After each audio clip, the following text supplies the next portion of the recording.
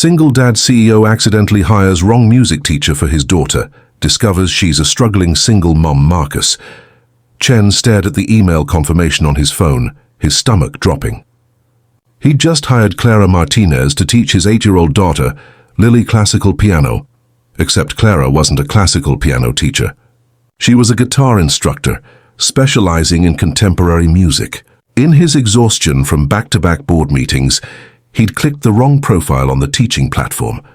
The lesson was scheduled for tomorrow, and Lily had been counting down the days for weeks. If this story resonates with you, please take a moment to like, share, comment, and subscribe to Trillionaire in Love. Your support helps us bring more heartfelt stories to life. Now let's continue with Marcus and Clara's unexpected journey. Marcus rubbed his temples. Since his wife Sarah had passed away 2 years ago from cancer, moments like these felt amplified. Every parenting mistake a reminder that he was doing this alone. He was the CEO of a successful tech company, capable of making million-dollar decisions without blinking, yet he couldn't manage to hire the right music teacher for his daughter. He considered canceling, but the thought of disappointing Lily made his chest ache.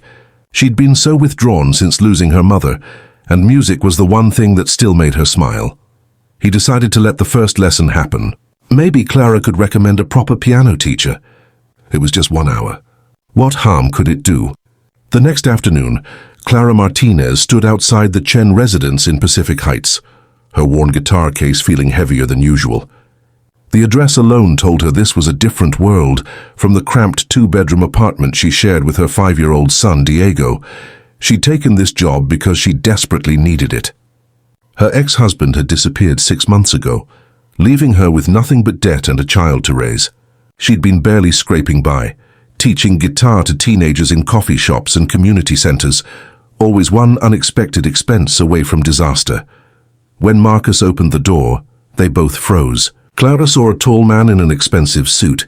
His tie loosened, exhaustion etched into his handsome features. Marcus saw a young woman with kind eyes, her clothes neat but clearly second-hand, clutching a guitar case with white knuckles. There was something fragile about her, something that reminded him of those early days after Sarah's diagnosis, when strength was just a mask you wore.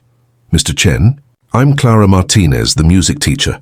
Marcus's confusion must have shown because Clara quickly added, "From the teaching platform, we have a lesson scheduled." "Yes, of course. Please come in." Marcus's mind raced. Should he tell her about the mistake now? But Lily was already bounding down the curved staircase, her dark hair in pigtails, wearing the dress she'd picked out special for her first real piano lesson. "Is that my piano teacher?" Lily's voice was the most excited Marcus had heard it in months. Clara knelt down to Lily's level, her smile genuine and warm. "Hi, sweetie. I'm Clara. I'm a music teacher, but I have to be honest with you, I teach guitar, not piano. I think your dad might have made a little mix-up." Marcus braced himself for Lily's disappointment, but instead his daughter's eyes lit up. "Guitar, like Taylor Swift plays? And Olivia Rodrigo?" Clara laughed, and the sound was like wind chimes. "Exactly like that. Would you want to learn guitar instead?" Lily looked at her father, hope radiating from her small face. "Dad, can I, please?" Marcus found himself nodding, unable to deny her anything that brought back that spark. "If that's what you want, sweetheart." That first lesson changed everything. Clara was patient and encouraging, meeting Lily exactly where she was. She didn't just teach chords and strumming patterns. She made music feel like magic again.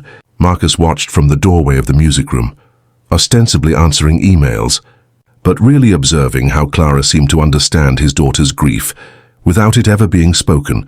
When the hour ended, Lily begged for Clara to come back. Marcus agreed to twice-weekly lessons. As he walked Clara to the door, he said, "Thank you. I haven't seen her this happy in a long time." Clara's eyes glistened. "She's a special kid. You're doing a great job with her." The words shouldn't have meant as much as they did, but Marcus felt something inside him crack slightly, the constant fear that he was failing Lily, that he couldn't possibly be enough. Over the following weeks, the lessons became the highlight of Lily's week, and if Marcus was honest, his too. Clara always arrived 15 minutes early, using the time to prepare, and she never rushed away the moment the lesson ended. Sometimes she'd stay an extra 20 minutes just talking with Lily about her day at school, about the song she was learning, about nothing and everything. Marcus began to notice things. Clara's phone was old and cracked. She always declined his offers of water or coffee, as if afraid to impose. Once her car wouldn't start, and while she called a rideshare, Marcus saw her checking her bank balance, her face going pale. The pieces came together. Clara wasn't just a struggling musician. She was barely surviving. One evening after Lily had gone to bed, Marcus found himself researching Clara online. He found a few articles about a promising young musician who'd won local competitions in her teens, a brief marriage announcement from 7 years ago, and then nothing recent except a few sparse posts on a teaching platform. No social media presence, no digital footprint of a thriving career. Just someone trying to stay invisible while keeping her head above water. The breakthrough came during a lesson in October. Clara was teaching Lily a simple version of Somewhere Over the Rainbow when Lily suddenly asked, "Do you have kids, Miss Clara?" Clara's fingers stilled on the guitar strings. "I have a son. His name is Diego, he's 5. Does he play guitar too?" "He'd like to learn, but..." Clara's voice trailed off. "Maybe when he's a bit older." That night Marcus couldn't sleep. He understood that pause, that unfinished sentence. Clara couldn't afford to teach her own son guitar. She was spending her evenings teaching other people's children while her own went without. The next morning, Marcus made a decision. When Clara arrived for the next lesson, he asked if they could speak privately first. "I want to offer you a position," Marcus said. "A full-time position as Lily's music teacher and companion. 5 days a week with benefits, health insurance, and a salary that's, well, significantly more than what you're making now piecing together individual lessons." Clara stared at him. "Mr. Chen, I don't understand. Why would you..." "Because my daughter needs you and because I think you need this too." Marcus's voice was gentle but firm. "I'm not offering this out of pity, Clara. You're genuinely gifted with Lily. You understand her in a way no one else has since her mother died. And frankly, I need help. I'm drowning trying to be both parents, run a company, and be present. You'd be doing me the favor." Tears spilled down Clara's cheeks. "I have to bring Diego with me. I can't afford aftercare, and my neighbor who watches him, bring him. There's plenty of space. If you want, he can have lessons too. Whatever you need." That day marked the beginning of a new chapter. Diego was shy at first, clinging to his mother's leg. But Lily took him under her wing with surprising maternal instincts. Soon the house that had been so quiet and mournful was filled with music and laughter again. 2 children playing in the garden. Clara's patient voice teaching, explaining, encouraging. But the real challenge came in December. Marcus's company was going through a crucial merger, requiring him to travel to Singapore for 2 weeks. He'd have to leave Lily with his mother, disrupting their routine unless... "Stay here," he found himself saying to Clara one evening after the children had gone to bed. They'd fallen into a comfortable pattern of talking after lessons, sharing coffee in the kitchen, while Lily and Diego watched movies. "Both of you, stay in the house while I'm gone. There's more than enough room, and it would help me enormously knowing Lily's comfortable and in her routine." Clara looked uncertain. "Marcus, that's too much." They'd moved to first names weeks ago, though neither could pinpoint exactly when. "It's practical," Marcus insisted. "You live 40 minutes away. This way you're not commuting in winter weather, and Lily has stability, please." Those 2 weeks revealed something neither of them had been willing to acknowledge. Clara moved into one of the guest suites, and suddenly the house felt like a home again. She cooked dinners that Lily actually ate, filled the spaces with warmth that had been missing. Marcus called every night on video chat, ostensibly to check on Lily, but found himself talking more to Clara about his meetings, his doubts, his fears about the merger. "You're going to be brilliant," Clara told him one night, her face soft in the screen's glow. "You care so much about doing right by your employees and your daughter. That's rare." When Marcus returned, jet-lagged and exhausted, he walked into a house transformed. There were fresh flowers on the hall table, Lily's artwork displayed on the refrigerator, the scent of something delicious cooking. And there was Clara, looking up from where she was helping both children with homework at the kitchen island, her smile welcoming him home in a way that made his heart stutter. "We made dinner," Lily announced proudly.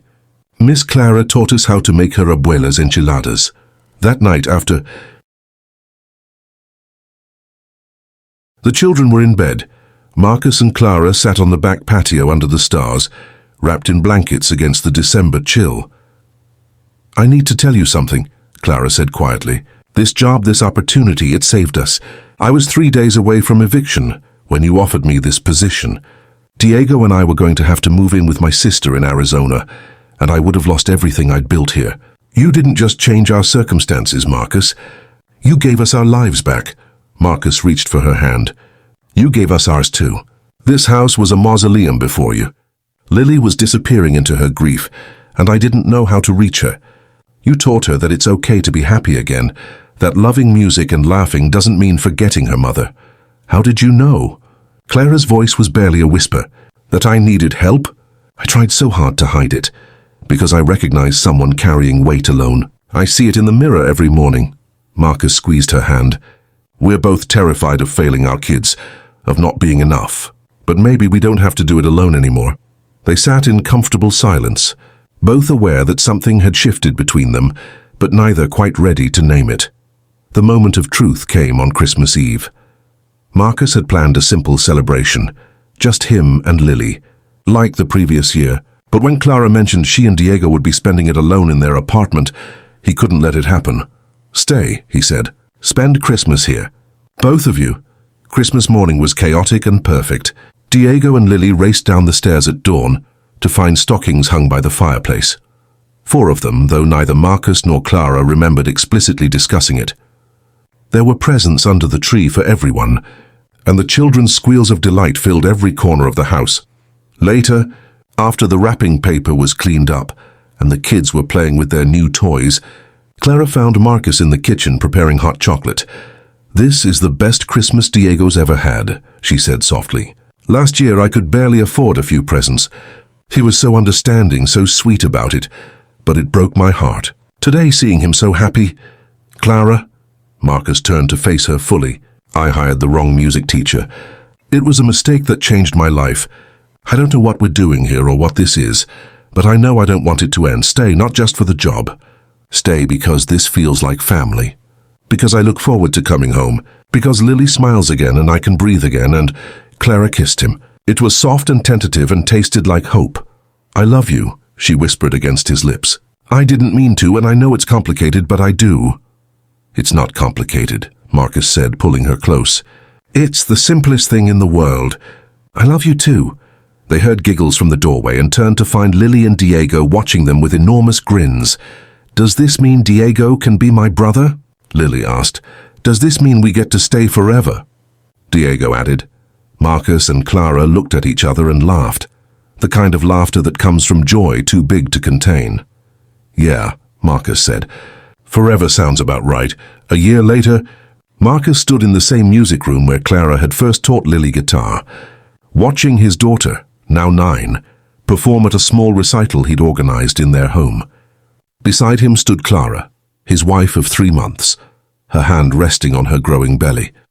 Diego sat in the front row, his own small guitar in his lap, waiting for his turn to play. The wrong choice had become the rightest thing in his life. Sometimes the best blessings came disguised as mistakes. Sometimes family wasn't what you planned, but what you built, piece by piece, note by note, with love and courage and the willingness to let someone in. As Lily finished her song and bowed to thunderous applause from the small audience of friends and family, Marcus caught Clara's eye. She mouthed, "I love you," and he realized that grief had led him here, to this moment, to this woman, to this blended family that was messy and imperfect and absolutely everything. He'd hired the wrong music teacher and found the right everything else. Thank you for watching this story from Trillionaire in Love. If Marcus and Clara's journey touched your heart, please show your support by liking this video, sharing it with someone who needs to hear this message, and subscribing to our channel for more inspiring stories about love, resilience, and second chances. Leave a comment below telling us what you think about finding love in unexpected places. Your engagement means the world to us and helps us create more content that reminds us all that it's never too late for a new beginning. Until next time, remember, sometimes the wrong turn leads you exactly where you need to be.